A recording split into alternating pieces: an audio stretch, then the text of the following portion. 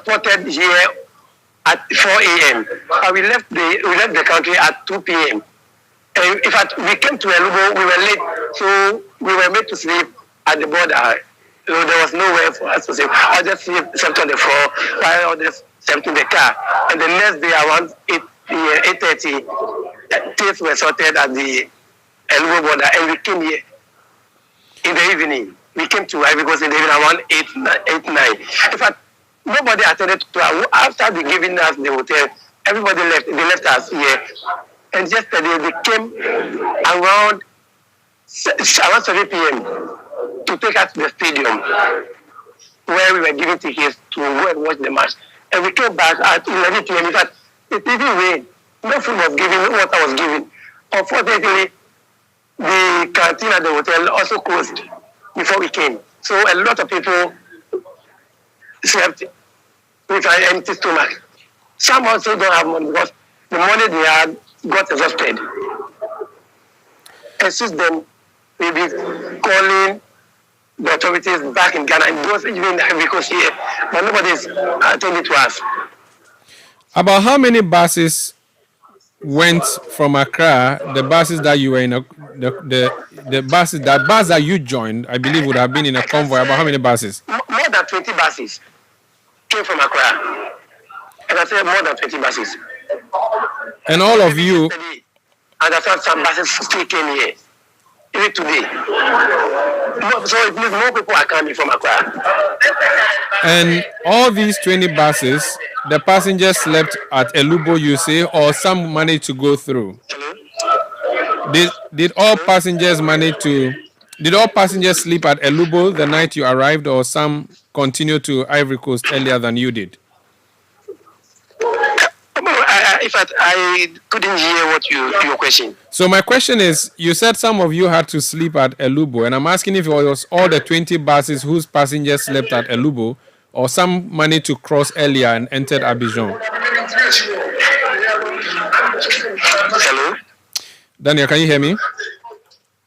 Yes, it's a little bit okay now. Great. So my question is, you say about 20 buses left Accra. You also said that you people slept at the Elubo border. And I'm asking if everybody who was on those 20 buses slept at the Elubo border, or some managed to enter the country. If I can hear you properly, at the Elubo border, there were no party officials in the vehicle, if that is the question. But because we came to the Elubo border late, we were told the border closes at 6:30 or later 7. And we got there after 10 p.m. So the border was closed officially. So we slept, people slept on the floor, on the floor. People also slept in the car. The police are fortunate, the Ghana side of the immigration were okay, and they gave us at least a place to shower. Some showered, but others couldn't do that. So I can say from Accra to Ivory Coast, people couldn't bath 3 days because we congregated on Friday. Some also, some came to Accra Stadium on Thursday, they couldn't bath. Friday they didn't bath, and Saturday when the buses moved. So we came here on Sunday before people could have the luxury of water to bath. Daniel, talk to some of the people who I can hear a lot of people in the background. Talk to the people in the background. I want you to do an interview with the fans. In the bag. Hello? Go ahead. You said something about 50 cities. I didn't hear that. Yes. On the bus, everybody was giving 50 Ghana cities for food. And that was it. As it was given us breakfast. Talk to the people who are in the background, the fans that you are there with. Talk to some of them. Let me hear. Okay, let me try to see.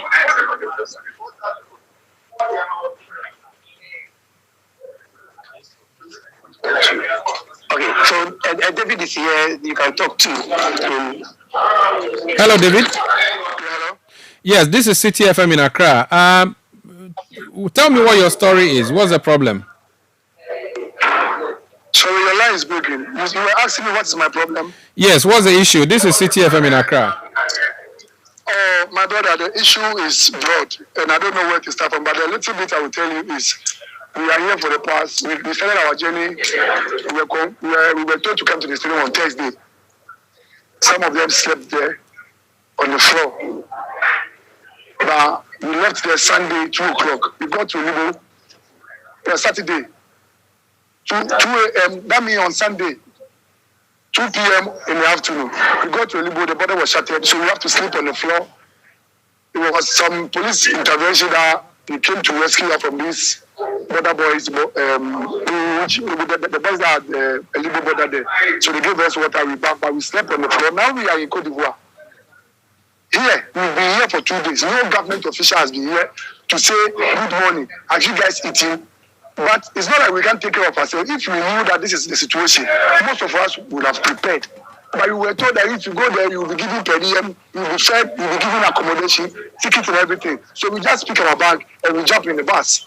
Now that we are here, brother, we are begging the authority to just come and take us home. Simple. Football, we will watch it on the TV. We are begging them. We can't stay here to Thursday. We will die. I have been eating for 2 days. 2 days. Jack, we are Ghana here. We are Ghana. We did 2 days. All in the name. But a bit more how much you pay. We put in Abano. Send us 70 San Yakano. You even film. Bana Abano. You see, Kako could be animal in jail and a movie. But at the right time, they said we should wait for them half an hour. At the right time, we will mention their names to you and we want you to expose them big time. We don't care what will happen. Tell them what is on the ground. But we are begging them for now. Call Justin Kodia. Call all the big boys in the government. They should come and take us home. Yes. Simple. Please. Yes. You need explanation. They should take us home. When I go home, I'm somebody that my wife will ask me, Kojo, then I'll be but here, come on, Jack. Nobody is here to listen to me. And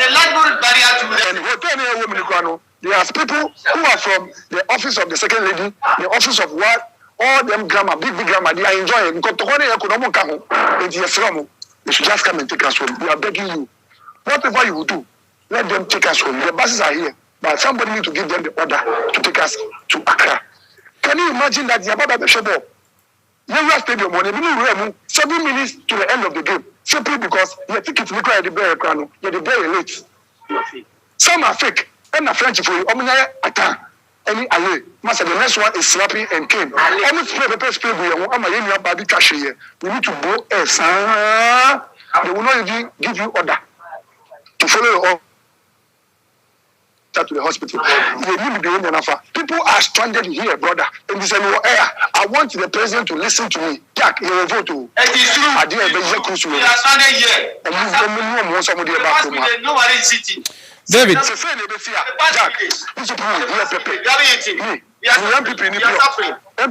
telling you, if they don't come and rescue us when we get to Ghana, maybe we are the number of mamu. Don't say audio, video. So we have a catch up president and say, how many have had to punish us? They brought us here to punish us just because we voted for them. We are here to punish. 3 days, a man did your moon die. Jack, what did you Ghana for? And you say you penny about, you have to go and represent somebody. And you have by you did here. David, I have a quick question for you. Where in Ghana are you from? Daniel, I wanted to speak to David. If you can give the phone back to him. I'm not done with David. I wanted to ask him one more question. Hello? Yes. I wanted to speak to David, the gentleman. It's true that we are also going through the same problem. We are also going through the same difficulty. It is very bad. Now, since we came here, nobody is being attended to us. Maybe we shut up there, we don't have anything. The money we have on our mobile money, we can't withdraw it. But you know the system, we can't withdraw it. And we are hungry for the past 3 days. No food, no water, nothing. And you won't go and beg anybody to. You know the difference between the agro countries and then the macro French the speaking countries. The way they behave towards us, the same thing is happening here. When we went to a stadium yesterday, when we were jubilating, when the equalized were jubilating, they sprayed, they do pepper spray, and then some of us was even collapsed. We have to rush them to the top of the stadium. But still, our people to look at the way they are treating us. What what is your name, sir? What is your name? My name is John. John. John, yes. You are a vulcanizer. Hello. Which part of Ghana are you from? Hello, John. I'm speaking from Volta region. Yes. So how did you end up? How did you end up on the bus? Who invited you? Who took you to Ivory Coast? Who told you to come and go to Ivory Coast? And actually, the slot was given to me by my district chief executive. So the district chief executive said he wanted Ghanaian supporters to come, and you agreed to follow. Yes. Which district is this? Hello. Yellow John. Which district are you from?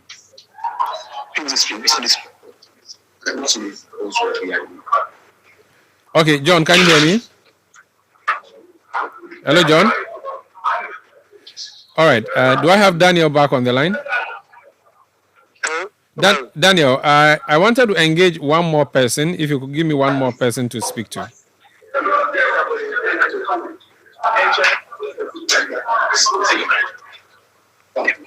Hello?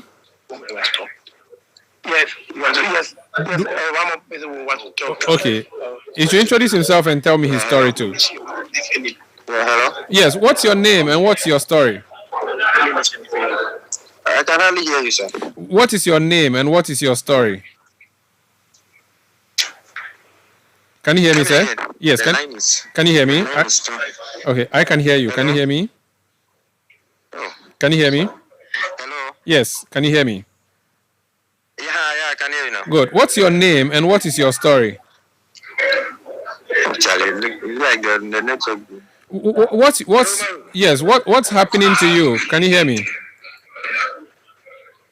The network here is so bad. It's fine. Daniel, do the wrap up for me. So let me speak to you.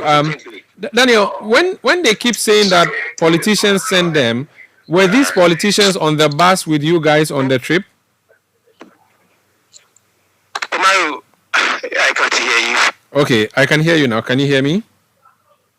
Yes, it's okay now. Good. So my question is, on your way to Abidjan, and since you got there, did you have some of the politicians that have been mentioned on these buses that you went with, or it was just a team of supporters? It was a team of supporters, no politician who was part of the team, except one, I think, from K2 North, who is a parliamentary candidate. I see. K2 South. I see. I forgot the name though, but yeah. Now, what are the... I'm told it's called Aliga, Honorable Aliga. Haliga, okay. What was the nature of the communication? Who was the one doing the communication to people, inviting them to come to Ivory Coast? So the communication was done by one Vincent Ofori. So he was coordinating all the source given out to the ministers, to the, I think the parliamentarians, the parliamentary, the PCs. Okay, and I think it will be Senator Ofori and one Chumesi. Yeah, I think those are the people who coordinated it, especially Chumesi, one Mr. Chumesi. I see. Coordinated it from Accra. Did you have officials of the Ministry of Sports directly speaking with you and inviting you on this trip, or was members of parliament, DCEs, and other politicians who did? It was only members of parliament and politicians. But at the Accra Sports Stadium, there were, I think, a few people from the ministry, from the GFA or so, who came. In fact, there were people who the Ghana Football Association also brought to go, and they were also congregated at the Accra Sports Stadium. The ministry also came with brought people, and also congregated at the Accra Sports Stadium. In fact, all the sectors and the ministries brought people. All of us congregated at the Accra Sports Stadium. So all of the arrests came to the stadium to facilitate the movement of those that they invited. But the Vincent Ofori and the Chumisi guys coordinated everything and everybody. I have just received information from the Ministry of Sports officials who are in Abidjan, and they say that those who are making the payments are moving from hotel to hotel.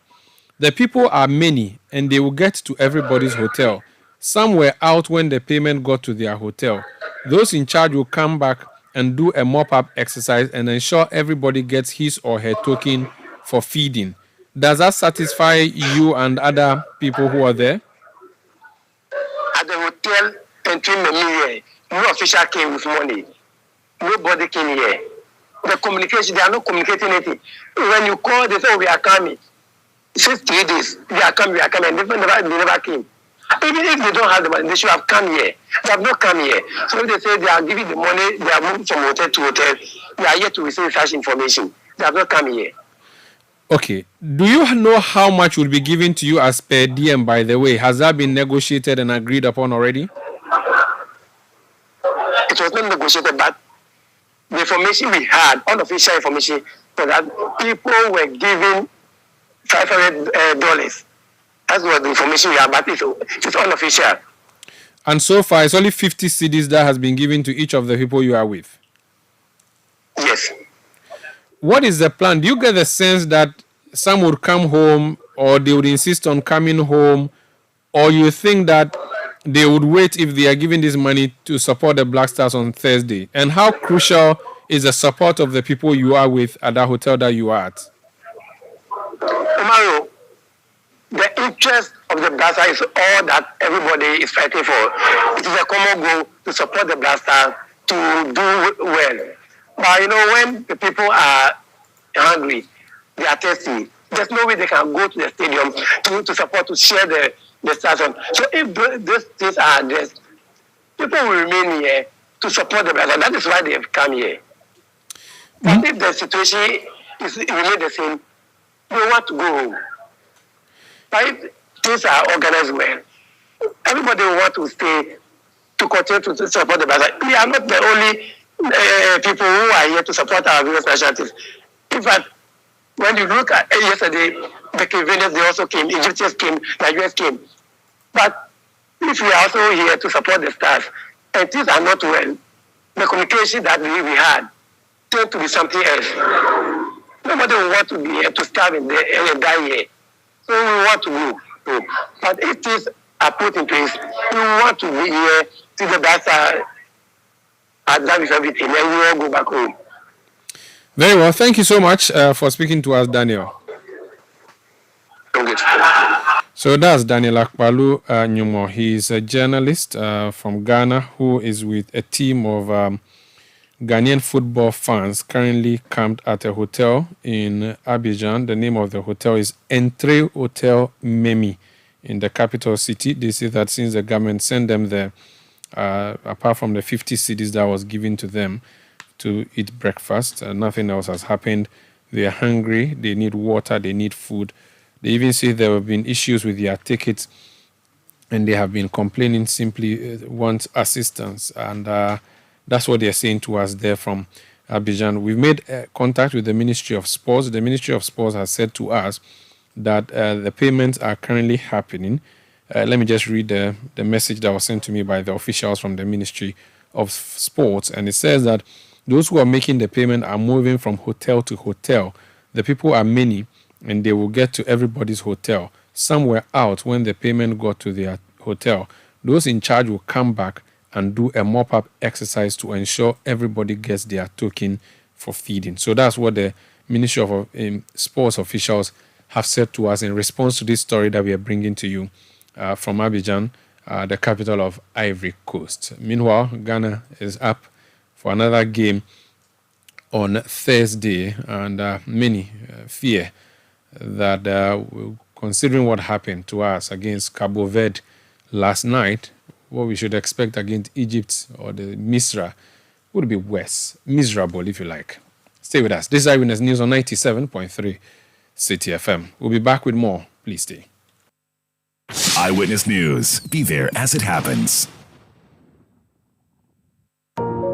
Do you care enough about your business? Then it's time to make a transition to renewable energy and energy efficiency solutions. Visit the AGI Energy Service Center and talk to us. AGI ESC cares about business growth. That is why we're here to assist industries cut production costs through energy savings. We provide you with solar feasibility studies, energy audits, energy efficiency trainings, and financial advisory services. Visit agiesc.com for more information or call us on 0507 977 902, an initiative of the Association of Ghana Industries in partnership with the German Development Corporation, implemented by GIZ. The wait is over. It's the Clash of Titans. The Total Energies African Cup of Nations Côte d'Ivoire 2023 is here. And as part of this year's competition, all Total Energy service stations will go into 100% football mode. So drive to selected service stations and kickstart your year with lots of amazing giveaways. This is our way of supporting our gallant Black Stars. So starting Sunday 14th January, when you buy fuel or lubricants from selected Total Energy service stations on Ghana match days, you instantly win amazing branded souvenirs. Let's celebrate the passion of football together and win lots of gifts during the 2023 Total Energies African Cup of Nations. Remember, promo is valid while stocks last. Visit our social media pages Total Energies GH for more information. Terms and conditions apply. Let's live football together.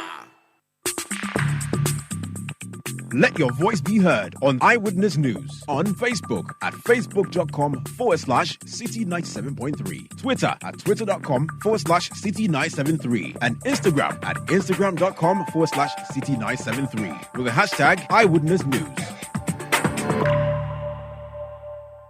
You're welcome back to Eyewitness News on 97.3 Citi FM. We are coming to you from our studios in Adabraka in Accra. I'm doing a scan of media platforms and I'm looking at a story on myjoyonline.com. It says 2 union executives interdicted over Tor Torenco deal. The story is sourced from Adum Online. It says that 2 executives of the General Transport, Petroleum and Chemical Workers Union have been interdicted over the controversial deal between the Tama Oil Refinery and Torenco. Bernard Osu is chairman of the General Transport, Petroleum and Chemical Workers Union. He's joined me on the line. Mr. Ozu, you're welcome to Eyewitness News. Thank you, my brother. I spoke to you last week. You had issue with 3 board members, including the MD of your company. You wanted them removed. Turns out they have not been removed. Your workers, rather, or members, are the ones being removed. Can you confirm this, please? Yes, of course. My members, my chair lady, that is the junior staff chairman, chairperson at Tor, by the name Sewa Duncan Williams, and chairman for the senior staff, Brother Kumsin. What was the reason when you say they are removed, as in removed as union executives or interdicted as employees? What was communicated to them, and what is the? They have been interdicted as employees of for speaking to the media and talking about this Torenco deal. What was the terms of agreements that workers had with the company? Are workers allowed to grant media interviews? In the history of Tor, this is the first time that we are hearing this, so-called manual of not speaking to the media or going to the media. My brother, this is just a share of power. The board of directors want to show that they are the people in charge and they are untouchable. And these innocent workers who are seeking to protect their daily bread by bringing out issues that is bothering the refinery. There are people who have gone out of their own to form even charity trust without recourse to the management and the board, but they are working free. But these individuals who, not even on their own, but the National Union organized a press conference somewhere last year, and as a spokesperson for the Tor local union, they are supposed to be part of this arrangement.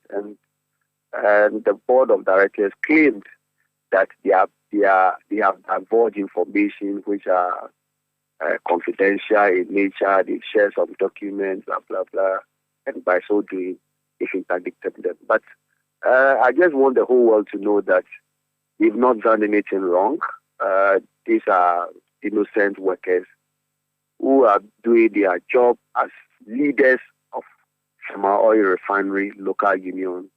And the board want to show power that they are the board of Tor. And even when they are doing things which is fraudulent, nobody should talk about it. What is the way forward now that they have been interdicted? What are they going to do, and what can you do for them as a union? As a union, first of all, the mother union is writing to management to revert the decision unconditionally. We are consulting our structures. Tomorrow we are having a management committee meeting, that is the board of our union. And from there, we will come out for the whole world to know what we want to do. But let me use this platform to caution the board of directors of Tor once again that we are saying that they are not competent. They can't do the job that His Excellency Nana Addo Dankwa has given to them. Simply put, that 2 years down the line, that they had the opportunity to look for investors to turn the fortunes of Tor, they have failed woefully. They rather want to, send their frustration on workers, and we will not allow that to survive. So they should be mindful about what they are doing, because the workers of the refinery will never allow this thing to go to sleep without we using the lawful means to bring our members back to work. Do you know if they were interdicted for other reasons than what you are claiming? Possibly some misconduct, some other act that they may have been engaging in the company, and not necessarily because they spoke on Torrentco? Respectfully, per the letter that we have in hand, they haven't done anything unlawful. They are just being blamed for talking or exposing the fraudulent deal of Torrentco Thermal Energy Processing Company Limited through the National Union by engaging the media, as they claim. But all of this, I can say on authority that they haven't done such things. We'll keep an eye on the story. Thank you so much. If you take any next step, kindly let us know. Umaru, I'm most grateful, and thank you for having me on your platform. May the good Lord help you and help all of us. Amen. Thank you. Bernard Osu is chairman of the General Transport, Petroleum and the Chemical Workers Union. This Eyewitness News on 97.3 Citi FM. BB from North K says, so we can't attend any tournament without a scandal. People were sent to Australia as journalists when they were not. Why should the state's money be used to sponsor party boys? God save us. Wale Seidu Damba sends a message and he says, so who is keeping the money for those supporters? It is high time we name and shame those who always try to milk the people. Okro Yeboah from Bremen Benin says, who is that government official keeping the money for those supporters? This is unfair. Hussein Salih from Nkaswa Zongo says, everything Ghanaman wants to chop something from it. Why are we like that? They should give them their money. Zelis Dwayne in London says, dishonesty in selections don't win tournament. Coach Chris Hutton is not serious. I wish them all the best. Jones Adboy in La says, good evening, Umaru. Wait for the budget after the tournament. It will shock you to the marrow. No better things to use our money for than this. No wonder we lost. Ghanaians are not angry enough. More comments are coming through. This person sends me a message from on Twitter, and he says, even those the government sent for on scholarship have not been paid for 2 years. How much more football supporters? Did the gentleman say they were approached to go to Ivory Coast? Well, that's what he said. This Eyewitness News on 97.3 Citi FM. We'll be back with more. Please stay with us. Eyewitness News. Be there as it happens. When you want to eat, just Momo it. Tired of the long queues in the supermarket? Pay with Momo. When you really want that beautiful new blouse, just Momo it. When you want to get a trim and get fresh to impress you know who? Just Momo it. When you need to pay your utility bills and domestic staff, Chani Momo. When you want to send love to the family back home, send some Momo. Join the millions of MTN Momo users all over Ghana and live life the brighter way. So just Momo it. MTN. Let your voice be heard on Eyewitness News on Facebook at facebook.com/Citi97.3, Twitter at twitter.com/Citi973, and Instagram at instagram.com/Citi973 with the hashtag Eyewitness News. You're welcome back. Let's do some politics now. And the National Executive Committee of the governing New Patriotic Party will on Wednesday, January 17, meet to decide the modalities for the upcoming parliamentary primaries. The meeting is also to address concerns raised by some party members ahead of the primaries in constituencies with certain MPs on Saturday, January 27. Speaking to Citi News ahead of the meeting, Deputy General Secretary of the NPP, Haruna Mohammed, said all reports from the Appeals Committee will be discussed during the meeting. Having completed the vetting in the sitting members of Parliament, where sitting members of Parliament are, all reports from vetting committees have been received by the Office of the General Secretary. Those that have appealed have been sent to the Appeals Committee, and Appeals Committee is hearing them. All these reports have been put together, waiting on the Appeals Committee's report to come. The National Executive Committee of the party, which seizes the opportunity or in constitutional right to look at this report and accept or otherwise of the reports of Vetting and Appeals Committee, will have a meeting on the 17th, definitely to look at these particular matters as part of the guidelines and procedures for the conduct of the parliamentary primaries for where the party has sitting members of parliament. Haruna Mohammed is Deputy General Secretary of the NPP. Now, still with the party, some delegates in the Ituwa East constituency are calling on their colleague delegate, constituency and regional executives of the party to ensure that the Member of Parliament for the area who doubles as the Deputy Minister of Finance, Abnaose Asari, is re-elected as the parliamentary candidate in the upcoming parliamentary primaries of the party. According to the group, all delegates should consider the experience and sterling performance of the Deputy Minister in the constituency and the party over the years. Addressing a press conference at Enyinem to declare their support for the Deputy Minister of Finance, a polling station chairman, Jima Apia, indicated that the group is projecting an 80% win for Madam Osei Asari. Ituwa East constituency has seen their election outcome numbers increase from election to election, all because of hard work we put in under the leadership of Honorable Abna Osei Asari. In the 2024 election, we will need a candidate who can maximize the votes to help us break the 8. We need to marshal our all energies and put the best foot forward for the victory we all expect. It is not time for try and errors. I repeat, this is not time for try and errors. We can't fail our people. We need to deliver our seats and government again to NPP. Our reasons for supporting and vote Honorable Abna Osei Asari are as follows. 1, our MP is an experienced politician. 2, she has performed well in the Nana Addo Dankwa-led government, and evidence is there for all to see. The first woman deputy finance minister who has done 7 years and the youngest 2. That is marvelous.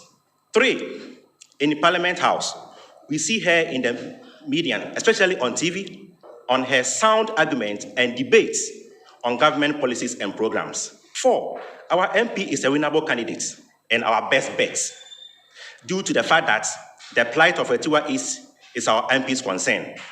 Her commitment to us has no match. Honorable Abna Osei Asari, scholarship scheme and sponsorship has seen many students studying in Ghana and abroad. 6, she has helped in the recruitment of many youth into desirable, and it's there for us to see all. Honorable Abna Osei Asari has built and also lobbied for schools, roads, clinics, hospitals, and many others.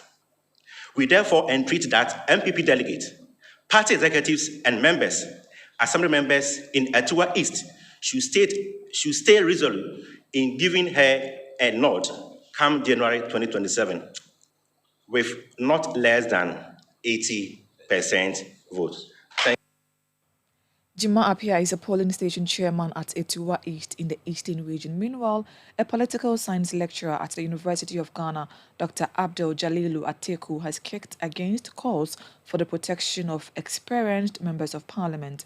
The calls have been made to solve the departure of MPs with considerable experience in legislative work. 18 NPP MPs, for instance, have voluntarily decided not to seek re-election.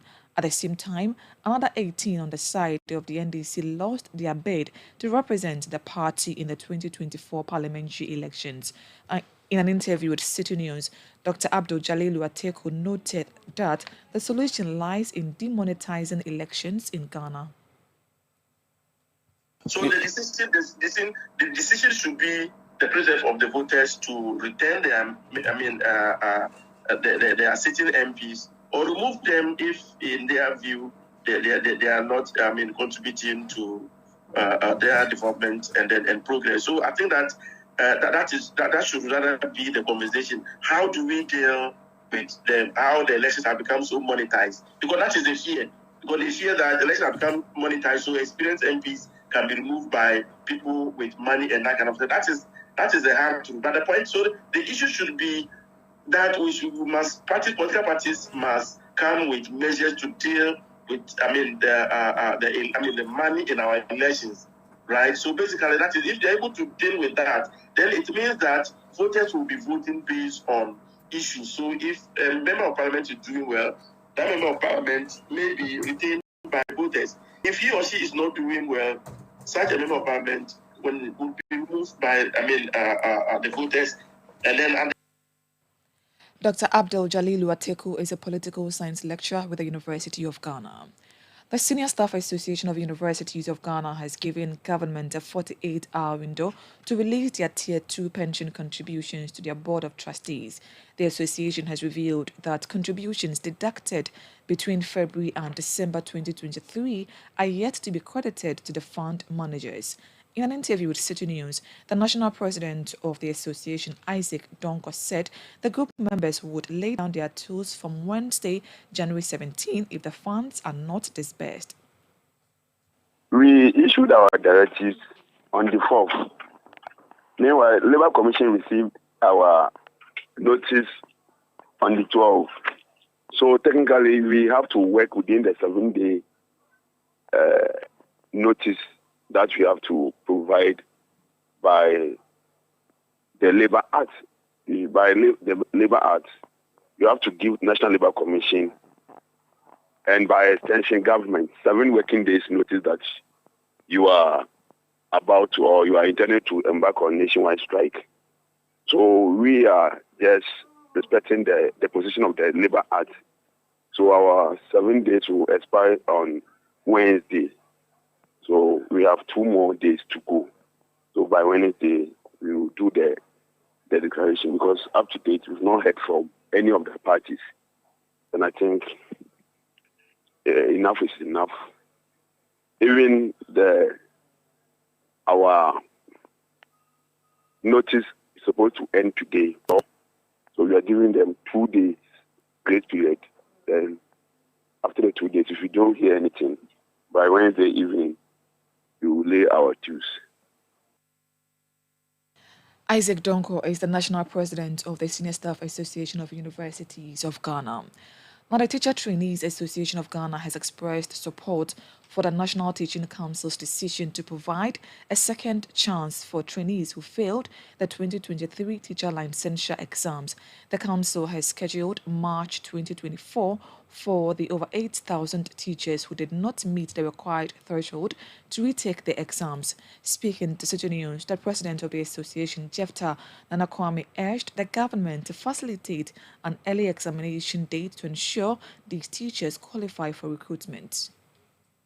I think it's good news for our constituents who failed to pass the exams, and with February months ahead of them, they can really prepare very hard to sit for the paper and then pass. As a part of this, we had even been calling for either probably an earlier period so that those who are affected can have the opportunity to redeem themselves before the plans for recruitment start, so that they don't miss the opportunity to be recruited into the teaching workforce. Okay, so March is about 2 months ahead of us, and we also have plans to meet GES to look at how the plans for the recruitment are going to be. So we wish that before we meet or after we meet GES, we will see some correspondence in the timeline that will, like I've said, give those who fail to pass in the license exam the opportunity to redeem themselves before the recruitment process starts, so that they can all get recruited. That was the president of the Teacher Trainees Association of Ghana, Jefta Nana Kwame. The Minister of Education, Dr. Yawase Iduchum, has urged educational institutions to review their curricula to align with the demands of the evolving artificial intelligence landscape. Stressing the need for a curriculum that effectively prepares students for success in the era of the AI revolution, the minister highlighted the crucial role that AI will play in helping Ghana bridge the learning gap with other developed countries. Dr. Seiduchu made these remarks at a conference organized by the Ministry of Education in collaboration with the Yonsei University of the Republic of Korea, focused on exploring the impact of AI and ICT on Ghana's education. If you begin to take a look at what is happening in the high school space, you go to Accra High and you see that they do engineering sciences. We have new STEM schools that are functioning, from Abomosu to Pasempe to all these places. Children are inventing and flying drones like at Afia Kubiampim. Our tertiary institutions have to now begin to look at how they accommodate the learning needs of these new students who are using their minds and using their hands in designing robots and doing so many unique things. So GTech has to work with tertiary education institutions. Already NACA is designing new high school curriculum, which has involved the universities. So the idea is to make sure that we have a seamless transition from high school to the university, so far as the ICT field is concerned, and any other field for that matter. So I think it's something that we have to take seriously. We're in the fourth industrial revolution. We're changing facilities, building new schools, equipping existing and new schools. And therefore, at the pre-tertiary level, things are changing. Tertiary level, rapid transformation is necessary. Dr. Yawase Iduchum is Minister for Education. Now, aggrieved customers of the now-defunct Gold Coast Fund Management Limited have expressed concern about the delay in the commencement of work by the Parliamentary Ad Hoc Committee tasked with investigating issues related to their frozen funds. The committee, established by the Speaker of Parliament, Alban Bakbin, on December 6, 2023, with a 3-month time frame for the submission of its report, was formed in response to a petition from the client calling for an inquiry into the government's failure to disburse their funds. The convener of the aggrieved customers, Charles Nyame, says they are disappointed with the delay by the committee.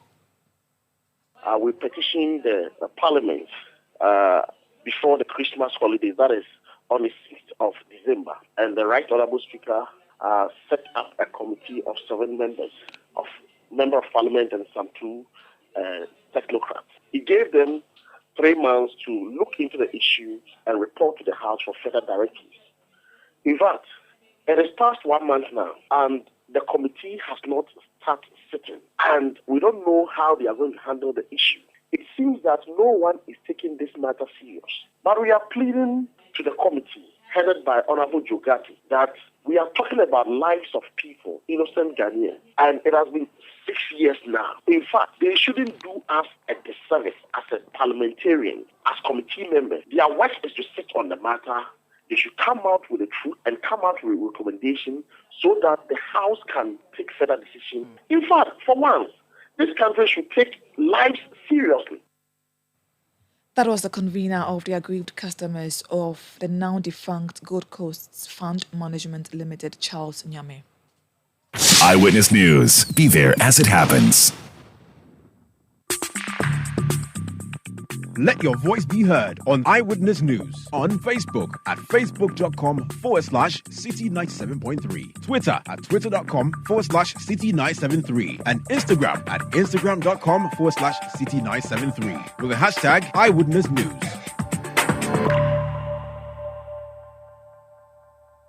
Get the details. Every significant financial transaction, every market movement, and all the policies that affect your business. Citi Business News. Be informed. Time now for Citi Business News on Eyewitness News, brought to you by GCB Bank PLC. GCB Personal Loan, make that big move and dream a reality. My name is Hawa Idrisu Mustafa. Details of our stories now. The business community remains optimistic about an enhanced trading landscape following the government's announcement of a successful deal with external creditors to restructure the country's debt. Sharing insight with Citi Business News, the Greater Accra Regional Chairman of the Association of Ghana Industries, Chonam Akpelu, asserted that this development will send a positive signal to the forex market and provide a cushion for the overall business community.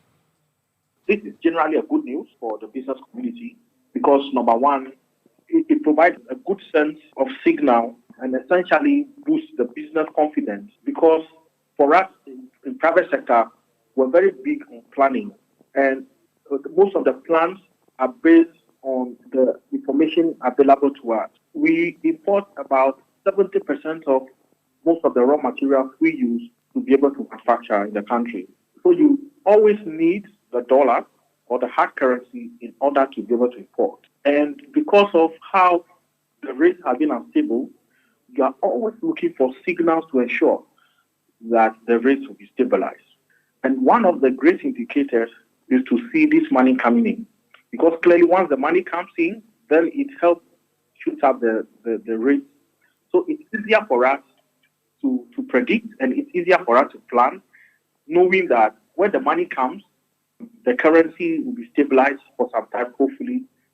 So overall, we look forward for a more stabilized regime and more stabilized business environment with the right confidence for businesses to flourish. That was the Greater Accra Regional Chairman of the Association of Ghana Industries, Chonam Akpelu. The National Coordinator of the Ghana Statistical Services Integrated Business Establishment Survey, Anthony Kraka, has underscored the broader impact of the ongoing business census. In its quest to enhance decision-making for businesses to thrive, the GSS is conducting a comprehensive census of informal and formal businesses across the country. Speaking to Citi Business News, Anthony Kraka said the data will not only be beneficial to businesses but will also serve as a cornerstone for informed decision-making at the governmental level. Statistics is used both by the firms or the businesses in their planning and decision making. And of course, using this data for planning and decision making will enhance the profitability and growth of businesses and their competitiveness. Relative to some others that do not use the data, we hope and we know that businesses that use data for planning will be more competitive and can grow faster. And as they grow faster, they can employ more to reduce the unemployment rate that we have. For nation building, we know that the state uses data badly for policy decisions, for business growth and business development. And we recall quite recently during the COVID that the state uses data badly to know where are the firms, what did they do, to what extent has this affected them, for us to have targeted policies that will alleviate the problems of business. And of course, this data is critical to the GDP that we compute in this country, so that we know the structural changes that we have in this country and to what extent have business growth business grown over the time. This is going to give us a framework from which we need to produce the GDP for this country. And so the data is very important, not only at the business or at the firm level. We had a National Coordinator of the Ghana Statistical Services Integrated Business Establishment Survey, Anthony Kraka. On his part, research lead at GCB Capital, Courage Boti, urged businesses to leverage the prospects of the survey for growth and revenue mobilization.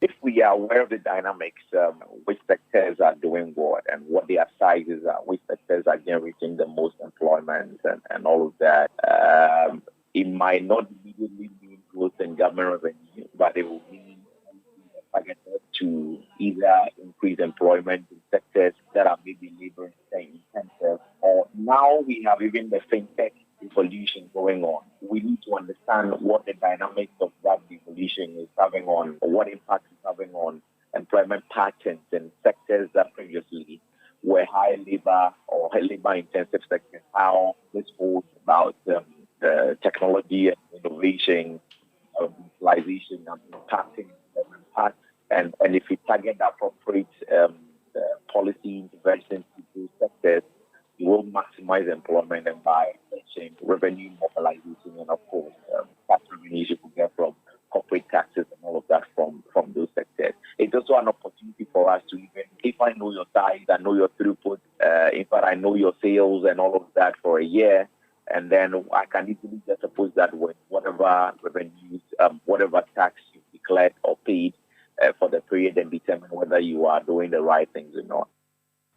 Courage Boti is an economist and research lead at GCB Capital. African countries are being urged to implement favorable tax policies to help attract investors and reap the full potentials of the Africa Continental Free Trade Area. The founder and executive chairman of the Africa Prosperity Network, Gabi Asare-Ochiodakon, explains that this plays a crucial role in economic integration and ultimately ensure prosperity of the continent. Gabi Asare-Ochiodakon was speaking at the Africa Prosperity Dialogue 2024, which is under the theme Produce, Add Value, Trade. That once you have a single market and you have within it rules of origin and the rest of it, manufacturers may want to set up their factories within that single market in a member state. It is for the member state to ensure that their own fiscal policies and stuff to do with taxation and the rest of it are attractive, because people will be setting up factories in your country to reach the wider market beyond your country. But if your rules, your laws, or your taxes are not favorable, they will move to another member state. So that's really a message for all member states. But the AFCFTA will make sure that there will be preferential treatment in terms of tariffs and the rest of it within the member states. That was the founder and executive chairman of the Africa Prosperity Network, Gabi Asare-Ochiodakon. On his part, the General Secretary of the Africa Continental Free Trade Area, Wamkele Mene, in a speech read on his behalf by Silva Ojako, refuted reports that Africa is part of the global economic problems. Industrialization in the world is driven by resources from Africa, is driven by the minerals that are leaving our continent, driven by agricultural resources that are leaving our continent, the cocoa, the coffee, the tea. That is what is driving industrialization in the rest of the world. But to say that Africa is not part of the global economy, that Africa is part of the global economic problem, is, in my view, a fallacy. Because it is us, it is our resources that are driving growth. Our resources drove growth in Europe, our resources drove growth in the US, our resources have driven growth in China. You heard the voice of Silva Ojako giving a speech on behalf of the AFTA General Secretary Wamkele Mene at the Africa Prosperity Dialogue 2024. And that's it for City Business News on Eyewitness News. The business news on Eyewitness News is brought to you by GCB Bank PLC. GCB Personal Loan. Make that big move and dream a reality. My name is Hawa Idrisu Mustafa. Up next is Point Blank. Hello, Linda. You won't believe what I am planning next. I want to start my postgraduate degree, buy a car, and build my dream home. But you know what's stopping me? What's that, Mike? Money, oh. That be my biggest wahala. Oh, you are sorted, Cry. With a GCB Big Move personal loan promo, you can borrow up to a whopping 400,000 Ghana cedis at a significantly reduced interest rate in less than 24 hours. Like, seriously? How do I qualify? Yes, it's available to all GCB salary account holders. Plus, you get a 2-month grace period before you start to pay back. Susket, I'm opening an account with GCB now. Get a personal loan of up to 400,000 Ghana cedis at a significantly reduced interest rate in less than 24 hours. Call 0800-422-422 or visit your nearest GCB branch today to fund your next big move as we celebrate 70 years of greatness. T's and C's apply. GCB Bank, your bank for life. Let your voice be heard on Eyewitness News on Facebook at facebook.com/City97.3, Twitter at twitter.com/City973, and Instagram at instagram.com/City973 with the hashtag Eyewitness News. The wait is over. It's the Clash of Titans. The Total Energies African Cup of Nations Côte d'Ivoire 2023 is here. And as part of this year's competition, all Total Energy service stations will go into 100% football mode.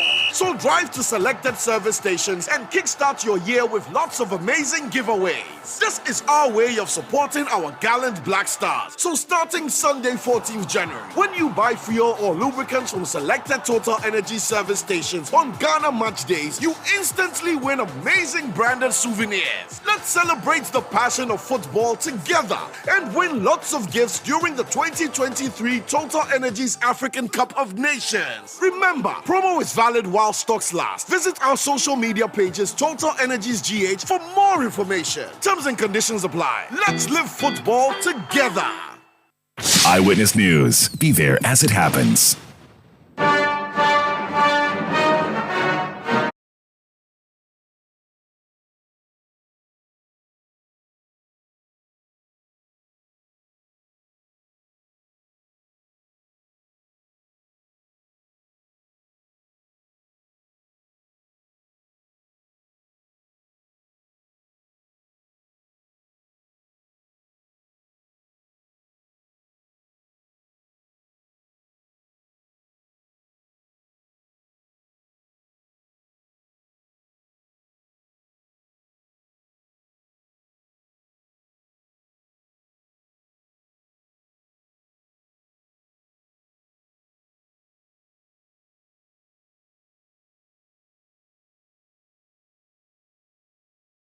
Tonight on Point Blank, we're focusing on the New Patriotic Party's parliamentary primaries, and our eyes today are on the Bekwai constituency of the Ashanti region. The Member of Parliament, Joseph Osei-Wusu, is not seeking re-election. For that matter, he's not running in the upcoming primaries of the NPP on 27th January. But 4 persons have picked forms to contest that. One of them is a recently retired police chief, COP George Alex Mensah. He's aspiring to be parliamentary candidate of the NPP in Bekwai. He's joined us on the line. COP, you're welcome to Eyewitness News. Thank you very much. How is the campaign coming? Yeah, it's going on well. What are the big issues for you in this campaign? Why did you decide that after serving Ghanaians in the police service for 60 years, you need to also go to the House of Parliament? After serving Ghanaians, I need to also go and serve my community. If I still have the strength, the knowledge in the world to serve my people. I'm just looking at, so age is just a number people say, but after 60 years, what more can you do for your people in Parliament? Do you not think that perhaps when people say it's time for the young people, you should rather be making way for the young people? Then all the presidential candidates must stop. Because none of the presidential candidates is less than 60 years. True or false? I haven't done an assessment, but it looks like it's true. No, but you know. Just answer it. You know it. That's what I'm saying. I haven't done an assessment, but it looks like it is true. Yes, it is true. Not that you look like it is true. Dr. Bawumia is more than 60 years. President Mahama is more than 60 years. So anybody who says that doesn't know what he's talking about. So everybody who is 60 years should go and sit down. Look, if you don't have the elderly in your house, then you have a problem. Is this something you've always planned, that when you finish serving in the police service, you go into politics, or it was an idea that came later after you retired or just before you retired? It came just before I retired. What inspired it? Pardon me? What inspired this decision to go into politics? No, what inspired it is the fact that my current Member of Parliament, whom I supported, Honorable Joseph Osei-Wusu, decided not to contest anymore. Did he say to you to come and replace him, or you thought that this is a chance? No, he didn't. He didn't. When he decided not to contest anymore, I decided to go and take his seat. I went to him, talked to him. He assessed me, and I've seen that I'm more than competent enough to replace him. So, is he publicly supporting you in the constituency now? Oh, yes. Yes, he's doing it. There's nothing wrong with that? No, but what is wrong with an MP supporting somebody to replace him? The law does not stop it. Yes, it's not unlawful, but in terms of internal politicking, that would not be healthy. No, he is not part of the constituency executives. Is he not a father of the constituency, having been there since, 96, is it? Exactly. He is the father, so he knows who can take over from him.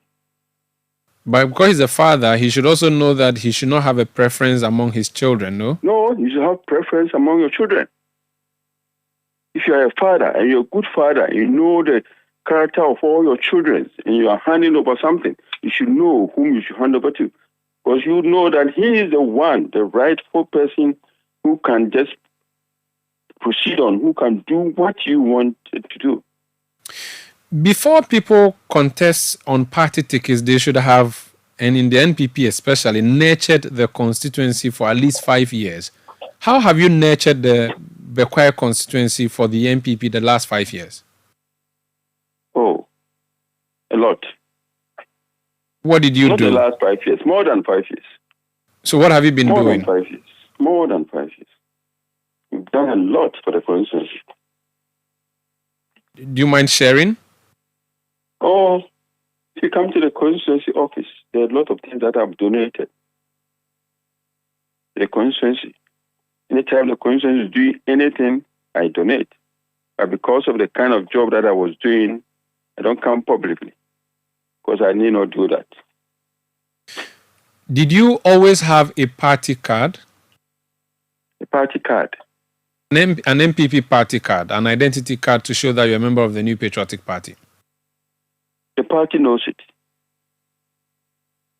Yeah, but the people want to know. No, but I went to vetting and I passed, isn't it? Yes, you did. And you think the vetting committee members, you know what they were there doing? So the question is, you had a party card to show that you're a member of the party? You know the answer because I've passed the vetting. I actually wish to hear the answer directly from you. And you have not gotten the answer? Unfortunately, no. It's not clear to me yet. Okay, then if you haven't gotten the answer, then that's your matter. Because I've answered it. Which party secretary signed your party card, sir? Which party secretary signed my party card? Yes, because I know I'm not having a party card now, so I can't tell you which party secretary signed it. I don't have it in my hands as I'm talking. Okay, but which year was it signed? That way I can calculate to see who was general secretary at the time. This was the first time I had party card long time ago. Was it under John Boydo? I've been a member of the New Party for a long time. Was it? I was born into it and I've remained in it, and I said it. But your party card, was it signed by John Boydo, Sir John, or it was signed by Nana Ohininto or Kwabena Jepon? Who signed Nana Ohininto and Sir John, they all signed it. Which means you had your party card under Nana Ohininto's secretaryship. Long time ago. I said I've been a member of the New Party for a very long time. But I was not doing overt politics. I know. I just wanted. It's just on the issue of the ID card that I'm interested in knowing. So if it was, I've told you. So it was Nana Ohininto's. I don't know why we are so much interested in that. What do you want it to do? Why are you so much interested in the party card? What has it got to do with the primaries that we are going now? Because I don't get it. Because it's only NPP people who are allowed to contest NPP primaries. You think the vetting committee that came to vet me don't know what they were doing? I'm sure they do. I don't get your questions. I'm sure they do, but my listeners don't know. So why are you going there? My listeners want to know, sir. The committee has vetted me. They've passed me. So what is your problem? My listeners wanted to know, so that's why I'm asking on their behalf. Which listeners? The ones who are listening in Bekwai and beyond. The vetting committee says I've qualified to stand. So what is your problem? Tell me. Okay. I don't see your problem. The next question is, if you had a party card signed long ago and could have been signed by Nana Ohininto, you were also a member of the police service. What were the rules at the time when you were in active service in relation to owning a party card? Where in the law does it say that a police service member cannot have a party card? Where is it? Having a party card is different from doing overt politics. Totally different. I'm actually asking to be educated. I'm not making a pronouncement. So I want to know if the service, because I don't see your problem. What is your problem? Why are you interested in that question? What has that question got to do with my primary that I'm going in Bekwai? Because I don't see your problem. I don't have a problem, COP. So why are you stressing on that? What do you need that answer for? It is necessary for our records. Which records? The public. Are you a member of the vetting committee? I don't get it. Please, I'm sorry. I am not. I am a member of the media fraternity, and my job is to ask questions. What does the media? What does the media want? The vetting committee says I have qualified to contest. So what does the media want to know? The media is. What do they need it for? If the party is to campaign against me or what? I don't get it. I don't know why you are stressing on that question. If the party is up to the media to announce that the party has aired. And if the party has not aired, it's up to the media to say that. And that's why I'm asking the questions I'm asking. So somebody has taxed you to find that out and bring it out, right? You know what you're telling me? Oh, everything I do here, I've not been taxed by anybody specifically, but it's my job. I don't get your point. Please, can you shift from that, please? So you're not going to answer that question? No, I won't. I don't see your intention. Next question. I'm not clear about your intention. Please, I beg you. Next question. I have known you as a police officer for a long time. I interviewed you when you were Accra Regional Commander. Mm-hmm. I recall speaking to you about a number of issues, so I have known you. But for many people, you came to light when you appeared on television to answer questions about what you may or may not have said in secrecy. For many people, I came to do what? I'm saying for many people, you were seen and known when you appeared on TV to respond to questions about what you said in a secret recording when you spoke to Daniel Bugri Nabu. That committee's work is yet to come out, but it comes across, and many hold the view that you were too political as a police officer, and that is why the question about your party card is important. That's why I'm asking that question. You said you knew me as a police officer, isn't it? Yes, I did. Did you see me as too political when I was a police officer? I did not make a judgment call on you when I interviewed you. What are you saying?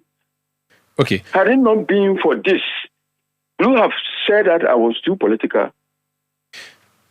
Watching you do the question and answers on TV when you appeared before the committee, there were a lot of things that you said that may sound to many as insubordination to your boss, the IGP, at the time when you were speaking, when you were still an officer.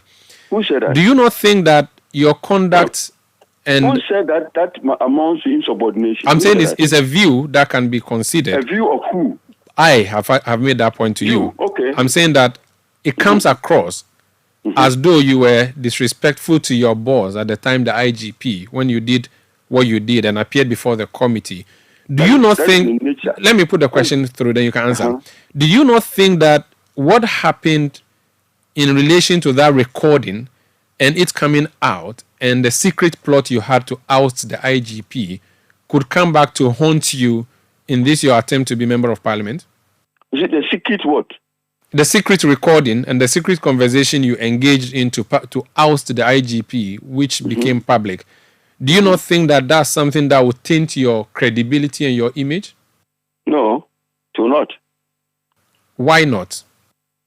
Why? If you say why not, why yes? Why yes? Because, like I said, you were caught plotting to remove an officer of the law who was appointed by the president, and your reasoning.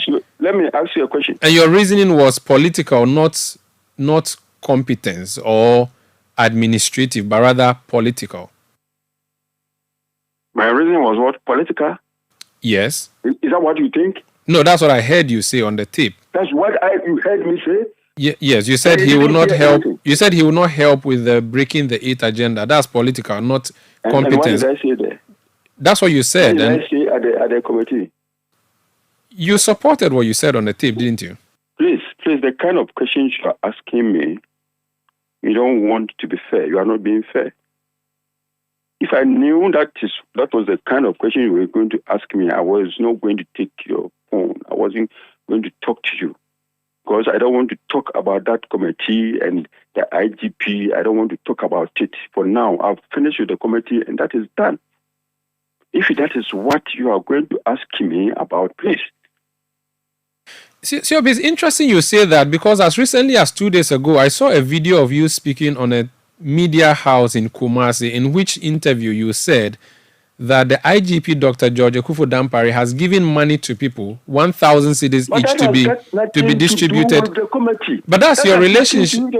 But that's your relationship with the IGP, which led you to the committee. Nothing to do with the committee. So why are you going back to the committee's sitting? I don't get it. I don't know your intention of calling me. I don't know what you want to bring it out. I don't understand you, my brother. I am trying to see if you can clear the things in your cupboard before you go to the polls on 27 January. In my cupboard. I don't have anything in my cupboard. I don't know whether you have come to inspect my cupboard and saw something. I don't have anything in my cupboard.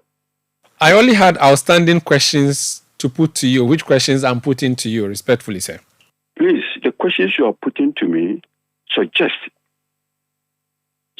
to me that you are coming from a certain angle.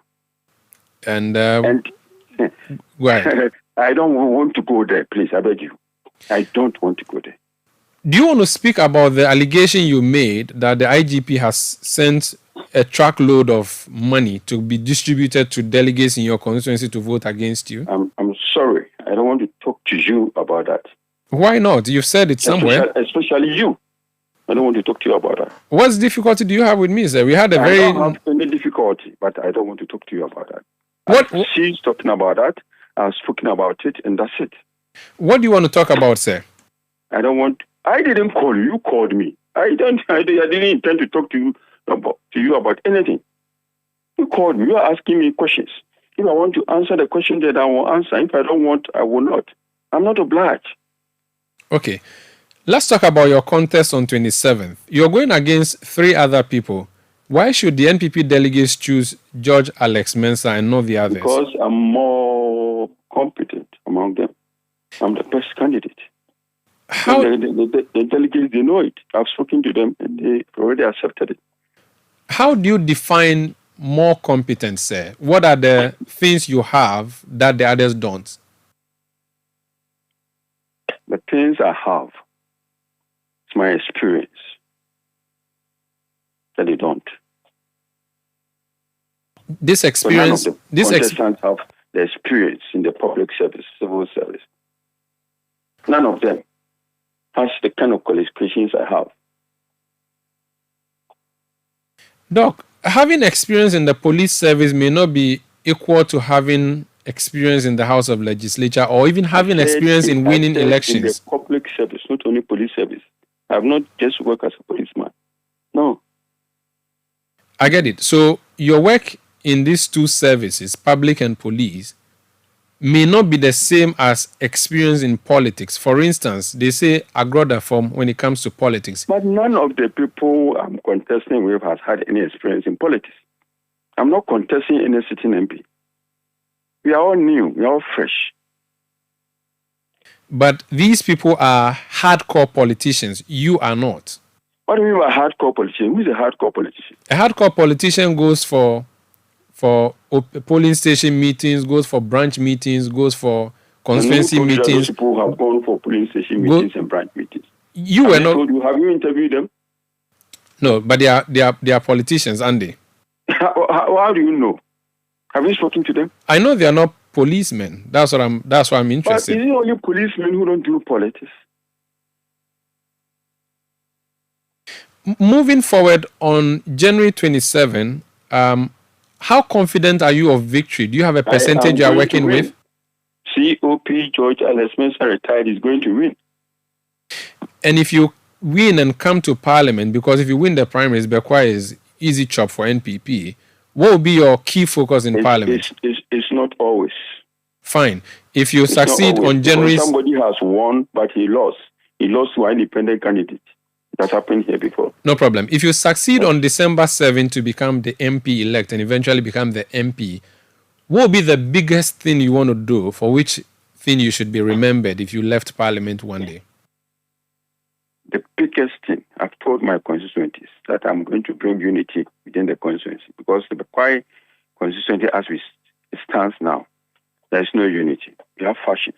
No, I'm not interested in Bekwai. I'm interested in nationally. If you become a member of parliament, what would you do for Ghana? Wow. As a retired senior police officer in parliament, I'll bring a lot of experience in parliament. Parliament is supposed to supervise all the institutions. And if you have such an experienced man in the security services in parliament, of course. One would say that the exercise of discretion is very critical in leadership. You are going to parliament, you are going to do a lot of things that would need you exercising discretion. But the fact that you engage in a private conversation and as a top security couple, you did not know you were being recorded at the time, that questions your competence in even your own sector, which you trained and worked in for many years. Are you sure that if you came to parliament, someone will not play a fast one on you like Bugri Nabu did? Anybody who says that doesn't know what he's talking about. How can you say that? Secret recording. You can secretly record me as long as I'm not saying anything criminal, anything dangerous. I don't care. COP, we wish you all the best and thank you for speaking to us tonight. Thank you. That's COP Alex George Mensah. He's retired now as a policeman. He's seeking to be parliamentary candidate of the MPP in Bekwai. There are 3 other people going against him. One of them is Kingsley Opokwajiman. He's joined me on the line. Mr. Opokwajiman, you're welcome to Eyewitness News. Thank you, my brother. I just spoke to one of your competitors in the upcoming election. He's very confident that the experience he has both in the public service and in the police service puts him or makes him stand tall in this this race that's coming up on 27th. What are your own credentials? Thank you. Let me say good evening to your listeners. If they are watching you on television, I say good evening to all of them. And thanks for the opportunity too. I listened to my senior brother at the latter parts, where he talked about experience and he talked about none of the competitors having experience in public life, etc., etc. Well, I'm a professional teacher. I hold 2 master's degrees, and as I speak with you now, the 4 contestants,